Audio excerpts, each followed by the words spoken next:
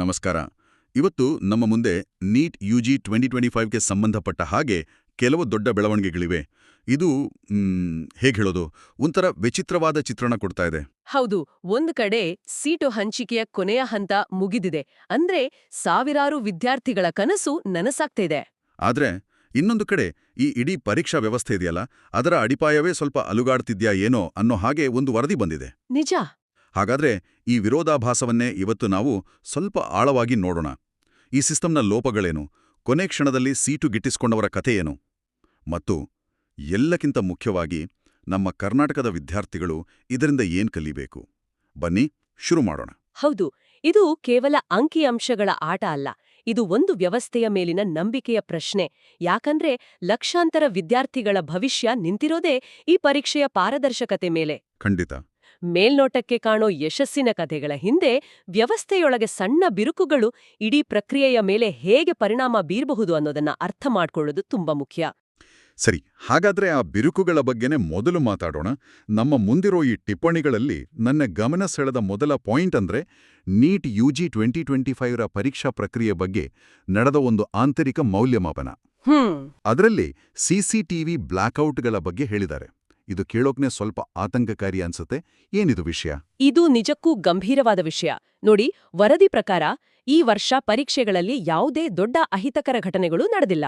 ಸರಿ. ಆದ್ರೆ ಹಲವಾರು ಪರೀಕ್ಷಾ ಕೇಂದ್ರಗಳಲ್ಲಿ ಸಿಸಿಟಿವಿ ಕ್ಯಾಮೆರಾಗಳು ಅಥವಾ ಬೇರೆ ಕಣ್ಗಾವಲು ಉಪಕರಣಗಳು ಸ್ವಲ್ಪ ಸಮಯದವರೆಗೆ ಕೆಲಸ ಮಾಡೋದನ್ನ ನಿಲ್ಲಿಸಿದ್ವು. ಅಂದ್ರೆ ಬ್ಲಾಕ್ಔಟ್ ಆಗಿತ್ತು. ಇದರ ಜೊತೆಗೆ ಮೇಲ್ವಿಚಾರಣೆಯಲ್ಲಿ ದೌರ್ಬಲ್ಯ ಇತ್ತು ಅಂತಾನೂ ವರದಿ ಹೇಳುತ್ತೆ. ಒಂದ್ ನಿಮಿಷ, ಯಾವುದೇ ದೊಡ್ಡ ಐತಿಹಾಸಿಕ ಘಟನೆಗಳು ನಡೆದಿಲ್ಲ ಅಂತ ವರದಿನೇ ಹೇಳಬೇಕಾದ್ರೆ ನಾವು ಯಾಕೆ ಇದನ್ನಿಷ್ಟು ಸೀರಿಯಸ್ ಆಗಿ ತಗೋಬೇಕು? ಇದೊಂದು ಸಣ್ಣ ಟೆಕ್ನಿಕಲ್ ಪ್ರಾಬ್ಲಮ್ ಆಗಿರ್ಬೋದಲ್ವೇ? ಪವರ್ ಕಟ್ ಅಥವಾ ಏನೋ ಇಂಟರ್ನೆಟ್ ಸಮಸ್ಯೆ? ಇಷ್ಟ ಮುಖ್ಯವಾದ ಪರೀಕ್ಷೆಯಲ್ಲಿ ಅವಕಾಶ ಇರೋದೇ ಒಂದು ದೊಡ್ಡ ಸಮಸ್ಯೆ. ಏನು ಕೆಟ್ಟದ್ದು ನಡೀಲಿಲ್ಲ ಅನ್ನೋದು ನಮ್ಮ ಅದೃಷ್ಟ ಅಷ್ಟೇ. ಆದ್ರೆ ಅಂತಹ ಒಂದು ಘಟನೆ ನಡೆಯಕ್ಕೆ ಬೇಕಾದ ವಾತಾವರಣ ಅಥವಾ ಅವಕಾಶ ಅಲ್ಲಿತ್ತು ಅನ್ನೋದೇ ಸಿಸ್ಟಮ್ ಫೇಲ್ಯೂರ್ ಅನ್ನ ತೋರಿಸುತ್ತೆ. ಇದನ್ನ ಒಂದು ಉದಾಹರಣೆ ಮೂಲಕ ಹೇಳುದಾದ್ರೆ, ಒಂದು ಬ್ಯಾಂಕಿನ ಲಾಕರ್ನ ಕೀಲಿ ಸ್ವಲ್ಪ ಹೊತ್ತು ಕೆಟ್ಟಿತ್ತು. ಆದ್ರೆ ಏನು ಕಳ್ಳತನ ಆಗಿಲ್ಲ ಅಂದ್ರೆ ನಾವು ಸುಮ್ಮನಿರೋಕ್ಕಾಗುತ್ತಾ? ಇಲ್ಲ, ಸಾಧ್ಯವೇ ಇಲ್ಲ. ಆ ಬ್ಯಾಂಕ್ನ ಸೆಕ್ಯೂರಿಟಿ ಬಗ್ಗೆನೇ ಡೌಟ್ ಬರುತ್ತೆ. ಒಳ್ಳೆ ಹೋಲಿಕೆ. ಹಾಗಾದ್ರೆ ಈ ಮೇಲ್ವಿಚಾರಣೆಯಲ್ಲಿನ ದೌರ್ಬಲ್ಯ ಅಂದ್ರೆ ಏನು? ಅಂದ್ರೆ ಅಲ್ಲಿರೋ ಸಿಬ್ಬಂದಿ ಸರಿಯಾಗಿ ಕೆಲಸ ಮಾಡ್ಲಿಲ್ಲ ಅಂತನಾ? ಬಹುತೇಕ ಹಾಗೇನೆ. ಇದು ಬರೀ ಟೆಕ್ನಾಲಜಿ ಫೇಲ್ಯೂರ್ ಅಲ್ಲ, ಇದರಲ್ಲಿ ಹ್ಯೂಮನ್ ಫ್ಯಾಕ್ಟರ್ ಕೂಡ ಇದೆ. ಪರೀಕ್ಷಾ ಮೇಲ್ವಿಚಾರಕರಿಗೆ ಸರಿಯಾದ ಟ್ರೈನಿಂಗ್ ಇಲ್ದಿರೋದು, ಅಥವಾ ನಿಯಮಗಳನ್ನ ಕಟ್ಟುನಿಟ್ಟಾಗಿ ಪಾಲಿಸದೇ ಇರೋದು, ಕೆಲವು ಸಲ ನಿರ್ಲಕ್ಷ್ಯ ಮಾಡೋದು, ಇವೆಲ್ಲ ಇದರಲ್ಲಿ ಸೇರಿರ್ಬೋದು. ಪ್ರತಿಯೊಬ್ಬ ವಿದ್ಯಾರ್ಥಿಯನ್ನು ಚೆಕ್ ಮಾಡೋದ್ರಿಂದ ಹಿಡಿದು ರೂಮ್ ಒಳಗಿನ ಪ್ರತಿಯೊಂದು ಚಲನವಲನದ ಮೇಲೆ ಕಣ್ಣಿಡೋವರೆಗೂ ಒಂದು ಸಣ್ಣ ತಪ್ಪು ಕೂಡ ದೊಡ್ಡ ಅನಾಹುತಕ್ಕೆ ದಾರಿ ಮಾಡಿಕೊಡ್ಬೋದು. ಈ ವರದಿ ಆ ಅಪಾಯದ ಕಡೆ ಬೆರಳು ತೋರಿಸ್ತಾ ಇದೆ. ಅಂದ್ರೆ ಲಕ್ಷಾಂತರ ವಿದ್ಯಾರ್ಥಿಗಳು ವರ್ಷಗಟ್ಲೆ ಕಷ್ಟಪಟ್ಟು ಓದಿ ಬರೆಯೋ ಪರೀಕ್ಷೆಯ ಭವಿಷ್ಯ ಕೆಲವು ಸೆಂಟರ್ಗಳಲ್ಲಿನ ಕೆಲವು ವ್ಯಕ್ತಿಗಳ ನಿರ್ಲಕ್ಷ್ಯದಿಂದ ಅಪಾಯಕ್ಕೆ ಸಿಲುಕೋ ಸಾಧ್ಯತೆ ಇತ್ತು ಅಂತಾಯಿತು. ಇದು ನಿಜಕ್ಕೂ ಆತಂಕಕಾರಿ. ವ್ಯವಸ್ಥೆ ಮೇಲಿನ ನಂಬಿಕೆಯನ್ನೇ ಪ್ರಶ್ನೆ ಮಾಡುತ್ತೆ. ನಿಖರವಾಗಿ. ವಿದ್ಯಾರ್ಥಿಗಳ ಮೇಲಿರೋ ಮೆಂಟಲ್ ಪ್ರೆಷರ್ ಇದೆಯಲ್ಲ, ಅದನ್ನಿದು ಇನ್ನೂ ಜಾಸ್ತಿ ಮಾಡುತ್ತೆ. ತಾವೆಷ್ಟು ಕಷ್ಟಪಟ್ರೂ ಸಿಸ್ಟಮ್ ಸರಿಯಿಲ್ಲದಿದ್ರೆ ನಮ್ಮ ಶ್ರಮ ವೇಸ್ಟ್ ಆಗ್ಬೋದು ಅನ್ನೋ ಭಯ ಶುರುವಾಗತ್ತೆ. ಸರಿ, ಈ ವ್ಯವಸ್ಥೆಯ ಲೋಪಗಳ ಬಗ್ಗೆ ಚರ್ಚೆ ಆಗ್ತಿರುವಾಗಲೇ ಇನ್ನೊಂದು ಕಡೆ ಅಡ್ಮಿಷನ್ ಪ್ರಾಸೆಸ್ ನಿಂತಿಲ್ಲ. ಅದರ ಫೈನಲ್ ರಿಸಲ್ಟ್ ಬಂದಿದೆ. ಇದು ಏನದು? ಮೆಡಿಕಲ್ ಕೌನ್ಸೆಲಿಂಗ್ ಕಮಿಟಿ MCC ನಡೆಸಿದ ಸ್ಟ್ರೇ ವೇಕೆನ್ಸಿ ರೌಂಡ್ ಫಲಿತಾಂಶ. ಏನಿದು stray vacancy round? Stray vacancy round ಅಂದ್ರೆ ಇದು ಕೌನ್ಸೆಲಿಂಗ್ ಪ್ರಕ್ರಿಯೆಯ ಬಹುತೇಕ ಕೊನೆಯ ಅವಕಾಶ. ಫಸ್ಟ್ ರೌಂಡು, ಸೆಕೆಂಡ್ ರೌಂಡು, ಆಮೇಲೆ ಮಾಪಪ್ ರೌಂಡ್ ಇವೆಲ್ಲ ಮುಗಿದ ಮೇಲೂ ಕೆಲವು ವಿದ್ಯಾರ್ಥಿಗಳು ಸೀಟ್ ಸಿಕ್ರೋ ಸೇರ್ಕೊಳ್ದೇ ಇದ್ದಾಗ ಅಥವಾ ಬೇರೆ ಕಡೆ ಸೀಟ್ ಸಿಕ್ಕಿ ಇಲ್ಲಿ ಬಿಟ್ಟಾಗ ಖಾಲಿ ಉಳಿಯುತ್ತಲ್ಲ, ಆ ಸೀಟುಗಳನ್ನು ತುಂಬೋಕೆ ನಡೆಸೋ ಫೈನಲ್ ರೌಂಡ್. ಇದೊಂದ್ ರೀತಿ ಲಾಸ್ಟ್ ಚಾನ್ಸ್ ಇದ್ದ ಹಾಗೆ. ನಮ್ಮಲ್ಲಿರೋ ಮಾಹಿತಿ ಪ್ರಕಾರ ಈ ಸುತ್ತಿನಲ್ಲಿ ಒಟ್ಟು 1129 ಅಭ್ಯರ್ಥಿಗಳಿಗೆ ಸೀಟ್ ಸಿಕ್ಕಿದೆ.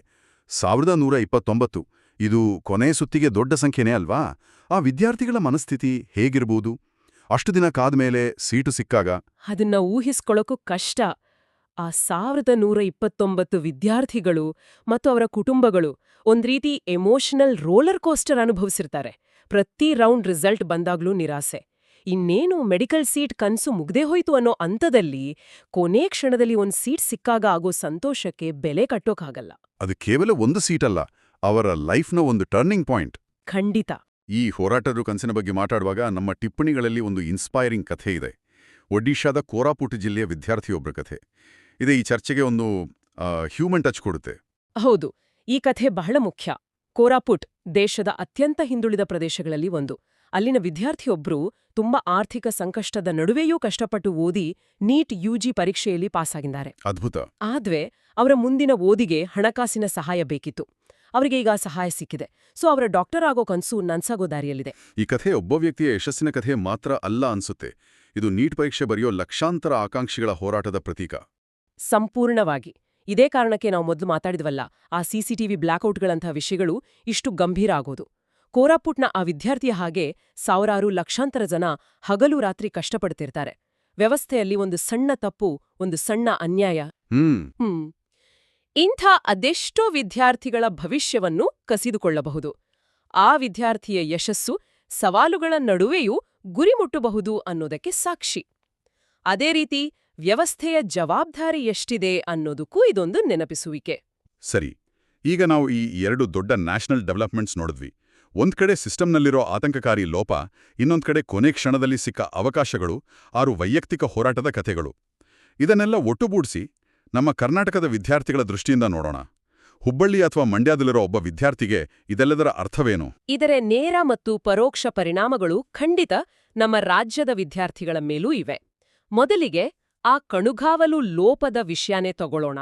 ರಾಷ್ಟ್ರೀಯ ಪರೀಕ್ಷಾ ಏಜೆನ್ಸಿ ಅಂದ್ರೆ NTA ನಡೆಸೋ ಪರೀಕ್ಷೆಯ ಬಗ್ಗೆನೇ ಇಂಥ ವರದಿ ಬಂದಾಗ ಏನಾಗುತ್ತೆ?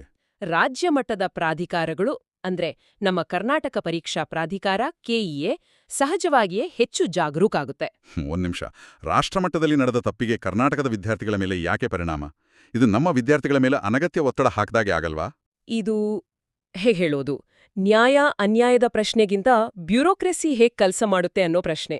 ಹೀಗೆ ಯೋಚಿಸಿ, ಒಂದು ದೊಡ್ಡ ಬ್ಯಾಂಕ್ನ ಹೆಡ್ ಆಫೀಸ್ನಲ್ಲಿ ಸೆಕ್ಯೂರಿಟಿ ಪ್ರಾಬ್ಲಮ್ ಆಯ್ತು ಅಂದ್ರೆ ದೇಶದಲ್ಲಿರೋ ಅದರ ಎಲ್ಲಾ ಬ್ರಾಂಚ್ಗಳು ತಮ್ಮ ರೂಲ್ಸ್ ಅನ್ನ ತಕ್ಷಣ ಸ್ಟ್ರಿಕ್ಟ್ ಮಾಡ್ತವೆ. ಹೌದು, ನಿಜ. ತಮ್ಮ ಬ್ರಾಂಚ್ ಸೇಫ್ ಆಗಿದೆ ಅಂತ ತೋರ್ಸೋಕೆ ಅವರು ಕಸ್ಟಮರ್ಗಳ ಮೇಲೆ ಹೆಚ್ಚಿನ ನಿಯಮ ಹಾಕ್ತಾರೆ. ಅದೇ ಲಾಜಿಕ್ ಇಲ್ಲೂ ಅಪ್ಲೈ ಆಗುತ್ತೆ. NTAಯ ವಿಶ್ವಾಸಾರ್ಹತೆ ಬಗ್ಗೆ ಪ್ರಶ್ನೆ ಎದ್ದಾಗ KEA ತನ್ನ ಪ್ರಾಸೆಸ್ ಪರ್ಫೆಕ್ಟ್ ಹಾಗೂ ಸ್ಟ್ರಿಕ್ಟ್ ಆಗಿದೆ ಅಂತ ಸಾಬೀತು ಮಾಡೋಕೆ ಪ್ರಯತ್ನಿಸುತ್ತೆ. ಓಹೋ, ಹಾಗಾದ್ರೆ ಇದರರ್ಥ ಮುಂದಿನ ದಿನಗಳಲ್ಲಿ KEA ನಡೆಸೋ ಡಾಕ್ಯುಮೆಂಟ್ ವೆರಿಫಿಕೇಷನ್ ಪ್ರಾಸೆಸ್ ಹಿಂದೆಂದಿಗಿಂತನೂ ಕಠಿಣವಾಗಿರಲಿದೆ ಅಂತಾಯ್ತಾ? ಹೌದು, ಇದು ಬರೀ ಜಾಗರೂಕರಾಗಿರಿ ಅನ್ನೋ ಸಲಹೆ ಅಲ್ಲ. ಇದು ಝೀರೋ ಟಾಲರೆನ್ಸ್ ವಾತಾವರಣಕ್ಕೆ ಸಿದ್ಧರಾಗಿರಿ ಅನ್ನೋ ಎಚ್ಚರಿಕೆ. ಅಂದ್ರೆ ಕಳೆದ ವರ್ಷ ನಿಮ್ಮ ಕ್ಯಾಸ್ಟ್ ಸರ್ಟಿಫಿಕೇಟ್ನಲ್ಲಿ ಒಂದು ಸಣ್ಣ ಸ್ಪೆಲ್ಲಿಂಗ್ ಮಿಸ್ಟೇಕ್ ಇದ್ರೆ ಪರವಾಗಿಲ್ಲ, ಸರಿ ಮಾಡ್ಕೊಂಡು ಬನ್ನಿ ಅಂತ ಹೇಳಿರಬಹುದು. ಆದ್ರೆ ಈ ವರ್ಷ ಅಂಥ ಸಣ್ಣ ತಪ್ಪು ಕೂಡ ನಿಮ್ಮ ಅಪ್ಲಿಕೇಶನ್ ರಿಜೆಕ್ಟ್ ಆಗೋಕೆ ಕಾರಣ ಆಗ್ಬೋದು. ಸುರೇಶ್ ಕುಮಾರ್ ಅಂತ ಒಂದರಲ್ಲಿ, ಸುರೇಶ ಕೆ ಅಂತ ಇನ್ನೊಂದರಲ್ಲಿದ್ರೆ ಅದು ದೊಡ್ಡ ಇಶ್ಯೂ ಆಗೋ ಸಾಧ್ಯತೆ ಇದೆ. ಅದರಲ್ಲೂ ಗ್ರಾಮೀಣ ಅಥವಾ ಕನ್ನಡ ಮಾಧ್ಯಮ ಮೀಸಲಾತಿ ದಾಖಲೆಗಳನ್ನ ಅಕ್ಷರಶಃ ಭೂತಖಂಡಡಿ ಹಾಕಿ ನೋಡಬಹುದು. ಇದು ಬಹಳ ಮುಖ್ಯವಾದ ಎಚ್ಚರಿಕೆ. ಸರಿ, ಈಗ ಸೀಟು ಹಂಚಿಕೆ ವಿಷಯಕ್ಕೆ ಬರೋಣ. ಆಲ್ ಇಂಡಿಯಾ ಕೋಟಾದ AIQ ಸ್ಟ್ರೇ ವೇಕೆನ್ಸಿ ರೌಂಡ್ ಮುಗಿದಿದೆ. ಇದರ ಪರಿಣಾಮ ರಾಜ್ಯ ಕೋಟಾದ ಮೇಲೆ ಹೇಗಾಗುತ್ತೆ? ಇದರದು ನೇರ ಪರಿಣಾಮ ಇದೆ. ಇದೊಂದು ಡಾಮಿನೋ ಎಫೆಕ್ಟ್ ಇದ್ದ ಹಾಗೆ. AIQ ರೌಂಡ್ಗಳು ಪೂರ್ತಿಯಾಗಿ ಮುಗಿಯೋವರೆಗೂ ರಾಜ್ಯಗಳು ತಮ್ಮ ಫೈನಲ್ ರೌಂಡ್ಗಳನ್ನ ನಡೆಸೋಕೆ ಕಾಯ್ತವೆ. ಯಾಕೆ? AIQನಲ್ಲಿ ಒಂದು ಒಳ್ಳೆ ಕಾಲೇಜಲ್ಲಿ ಸಿಕ್ಕಿದ್ದ ವಿದ್ಯಾರ್ಥಿಗಳು ರಾಜ್ಯ ಕೋಟಾದಲ್ಲಿ ತಮಗೆ ಸಿಕ್ಕಿದ್ದ ಸೀಟನ್ನ ಬಿಟ್ಕೊಡ್ತಾರೆ. ಆಗ ಆ ಸೀಟ್ಗಳು ನಮ್ಮ ರಾಜ್ಯದ ಲಿಸ್ಟ್ನಲ್ಲಿ ಖಾಲಿ ಆಗುತ್ತೆ. ಅಂದ್ರೆ AIQ ಪ್ರಾಸೆಸ್ ಮುಗಿದ ನಂತರವೇ ನಮ್ಮ ರಾಜ್ಯದಲ್ಲಿ ಫೈನಲ್ ಆಗಿ ಎಷ್ಟು ಸೀಟ್ಗಳು ಖಾಲಿ ಇವೆ ಅಂತ ಕ್ಲಿಯರ್ ಪಿಕ್ಚರ್ ಸಿಗೋದು? ಎಕ್ಸಾಕ್ಟ್ಲಿ. ಈಗ AIQನ ಫೈನಲ್ ರೌಂಡ್ ಮುಗಿದಿರೋದ್ರಿಂದ KEA ತನ್ನ ರಾಜ್ಯ ಕೋಟಾದ ಅಂತಿಮ ಸುತ್ತುಗಳನ್ನ ಅಂದ್ರೆ ಮಾಪಾಪ್ ಅಥವಾ ಬೇರೆ ಯಾವುದೇ ರೌಂಡ್ ನಡೆಸೋಕೆ ದಾರಿ ಕ್ಲಿಯರ್ ಆಗಿದೆ. ಇದರರ್ಥ ಯಾವುದೇ ಕ್ಷಣದಲ್ಲಿ KEA ವೆಬ್ಸೈಟ್ನಲ್ಲಿ ನೋಟಿಫಿಕೇಶನ್ ಬರಬಹುದು. ಹೌದು. ಸೊ ಇನ್ನೂ ಸೀಟು ಸಿಗದೆ ಕಾಯ್ತಿರೋ ವಿದ್ಯಾರ್ಥಿಗಳಿಗೆ ಇದು ಅತ್ಯಂತ ನಿರ್ಣಾಯಕ ಸಮಯ. ಹಾಗಾದ್ರೆ ಅಂಥ ವಿದ್ಯಾರ್ಥಿಗಳಿಗೆ ನಿಮ್ಮ ಸಲಹೆ ಏನು? ಈಗ ಅವರ ಸ್ಟ್ರಾಟಜಿ ಹೇಗಿರ್ಬೇಕು? ಮೊದಲನೇದು, ಇದು ಸುಮ್ನೆ ಕೂತು ಕಾಯೋ ಸಮಯ ಅಲ್ಲ, ಆಕ್ಟಿವ್ ಆಗಿರ್ಬೇಕಾದ ಸಮಯ. ದಿನಕ್ಕೆ 2-3 ಸಲ ಆದ್ರೂ KEAಯ ಅಫಿಷಿಯಲ್ ವೆಬ್ಸೈಟ್ ಅನ್ನ ಚೆಕ್ ಮಾಡ್ಲೇಬೇಕು. ಸರಿ. ಎರಡನೇದು, ವಾಟ್ಸಾಪ್ ಅಥವಾ ಬೇರೆ ಕಡೆ ಬರೋ ಸುಳ್ಳು ಸುದ್ದಿ, ಊಹಾಪೋಹಗಳಿಗೆ ತಲೆ ಕೆಡಿಸ್ಕೊಳ್ಬಾರ್ದು. ಅಫಿಷಿಯಲ್ ನೋಟಿಫಿಕೇಶನ್ ಮಾತ್ರ ನಂಬಬೇಕು. ಮತ್ತು ಮೂರನೇದು ಅತಿ ಮುಖ್ಯವಾದದ್ದು ಅಂದ್ರೆ ಸಿದ್ಧತೆ. ನೋಟಿಫಿಕೇಶನ್ ಬಂದ ತಕ್ಷಣ ರಿಯಾಕ್ಟ್ ಮಾಡೋಕೆ ರೆಡಿ ಇರ್ಬೇಕು. ಬೇಕಾಗೋ ಎಲ್ಲ ಡಾಕ್ಯುಮೆಂಟ್ಸ್ನ ಸ್ಕ್ಯಾನ್ ಕಾಪಿ ರೆಡಿ ಇಟ್ಕೊಂಡಿರ್ಬೇಕು. ಆನ್ಲೈನ್ನಲ್ಲಿ ಫೀಸ್ ಕಟ್ಟೋಕೆ ಬೇಕಾದ ವ್ಯವಸ್ಥೆ ಮಾಡ್ಕೊಂಡಿರ್ಬೇಕು. ಸಮಯ ಬಹಳ ಮುಖ್ಯ ಅಲ್ವಾ? ಹೌದು. ಒಂದು ದಿನದ ಡಿಲೇ, ಕೆಲವೇ ಗಂಟೆಗಳ ಡಿಲೇ ಕೂಡ ಒಂದು ಅಮೂಲ್ಯವಾದ ಸೀಟನ್ನ ಕಳ್ಕೊಳ್ಳೋ ಹಾಗೆ ಮಾಡಬಹುದು. ಇದು ಒಂದ್ ರೀತಿ ಸ್ಪ್ರಿಂಟ್ ರೇಸ್ನ ಫೈನಲ್ ಲ್ಯಾಪ್. ಎಲ್ಲಿ ಸ್ಪೀಡು, ಅಲರ್ಟ್ನೆಸ್ ಎರಡೂ ಬೇಕು. ಅರ್ಥವಾಯ್ತು. ಹಾಗಾದ್ರೆ ಇವತ್ತಿನ ಚರ್ಚೆಯನ್ನ ಒಟ್ಟುಗೂಡಿಸೋದಾದ್ರೆ ನೀಟ್ 2025ರ ಚಿತ್ರಣ ಸ್ವಲ್ಪ ಕಾಂಪ್ಲೆಕ್ಸ್ ಆಗಿದೆ. ಒಂದು ಕಡೆ ಸಿಸಿಟಿವಿ ಬ್ಲ್ಯಾಕ್ಔಟ್ಗಳಂತಹ ಘಟನೆಗಳು ಇಡೀ ಸಿಸ್ಟಮ್ನ ಪಾರದರ್ಶಕತೆ ಬಗ್ಗೆನೇ ಗಂಭೀರ ಪ್ರಶ್ನೆಗಳನ್ನ ಎತ್ತುತ್ತಿವೆ. ಇನ್ನೊಂದ್ ಕಡೆ ಒಡಿಶಾದ ವಿದ್ಯಾರ್ಥಿಯಂತಹ ಹೋರಾಟದ ಕಥೆಗಳು, ಅರೋ ಕೊನೆ ಸುತ್ತಿನಲ್ಲಿ ಸೀಟು ಪಡೆದ ಆ 1129 ವಿದ್ಯಾರ್ಥಿಗಳ ಯಶಸ್ಸು ಭರವಸೆಯನ್ನು ಮೂಡಿಸ್ತಿದೆ. ಕರ್ನಾಟಕದ ವಿದ್ಯಾರ್ಥಿಗಳಿಗೆ ಪಾಠ ಅಂದ್ರೆ ಡಾಕ್ಯುಮೆಂಟ್ಸ್ ವಿಷಯದಲ್ಲಿ ಎಕ್ಸ್ಟ್ರಾ ಕೇರ್ಫುಲ್ ಆಗಿರಿ, ಅವರು ರಾಜ್ಯದ ಫೈನಲ್ ರೌಂಡ್ಗಳಿಗೆ ಪ್ರತಿ ಕ್ಷಣವೂ ಸಿದ್ಧರಾಗಿರಿ. ಹೌದು, ಇದು ಕೇವಲ ಪರೀಕ್ಷೆಯಲ್ಲ, ಇದೊಂದು ತಾಳ್ಮೆ, ಶ್ರಮ ಮತ್ತು ಜಾಗರೂಕತೆಯ ಪರೀಕ್ಷೆ ಕೂಡ. ಇವತ್ತಿನ ಈ ಚರ್ಚೆಯಿಂದ ನನಗೊಂದು ಸ್ಪಷ್ಟ ಚಿತ್ರಣ ಸಿಕ್ಕಿದೆ. ವ್ಯವಸ್ಥೆಯ ಹಿಂದಿನ ಸವಾಲುಗಳು ಮತ್ತು ವಿದ್ಯಾರ್ಥಿಗಳ ಮುಂದಿರೋ ದಾರಿಗಳ ಬಗ್ಗೆ ಒಂದು ಆಳವಾದ ನೋಟ ಸಿಕ್ಕಿದೆ. ನಾವು ಈ ಎಲ್ಲಾ ಮಾಹಿತಿಯನ್ನ ನೋಡಿದಾಗ ನನ್ನ ಮನಸ್ಸಲ್ಲಿ ಒಂದು ಮೂಲಭೂತ ಪ್ರಶ್ನೆ ಉಳಿಯುತ್ತೆ. ಟೆಕ್ನಾಲಜಿ ಇಷ್ಟೆಲ್ಲ ಮುಂದುವರೆದಿದೆ, ನಾವು ಆರ್ಟಿಫಿಷಿಯಲ್ ಇಂಟೆಲಿಜೆನ್ಸ್ ಯುಗದಲ್ಲಿದ್ದೇವೆ. ಹೀಗಿರುವಾಗ ದೇಶದ ಭವಿಷ್ಯವನ್ನೇ ನಿರ್ಧರಿಸೋ ಒಂದು ಪರೀಕ್ಷಾ ಕೇಂದ್ರದಲ್ಲಿ ಪವರ್ ಕಟ್ ಅಥವಾ ಟೆಕ್ನಿಕಲ್ ಪ್ರಾಬ್ಲಮ್ನಿಂದ ಸಿಸಿಟಿವಿಗಳು ನಿಂತೋಗುತ್ತೆ ಅಂದ್ರೆ ಏನರ್ಥ? ಇದು ಕೇವಲ ಒಂದು ತಾಂತ್ರಿಕ ಸಮಸ್ಯೆ ಅಥವಾ ನಮ್ಮ ವ್ಯವಸ್ಥೆಗಳಲ್ಲಿ ಅತ್ಯಂತ ಬೇಸಿಕ್ ಸೌಕರ್ಯಗಳನ್ನ ಖಚಿತಪಡಿಸಿಕೊಳ್ಳೋದ್ರಲ್ಲೂ ಇರೋ ಮಾನವ ನಿರ್ಲಕ್ಷ್ಯದ ಒಂದು ಆಳವಾದ ಸಂಕೇತವೇ? ಈ ಪ್ರಶ್ನೆಯೊಂದಿಗೆ ನಮ್ಮ ಕೇಳುಗರು ಯೋಚಿಸಬೇಕಿದೆ.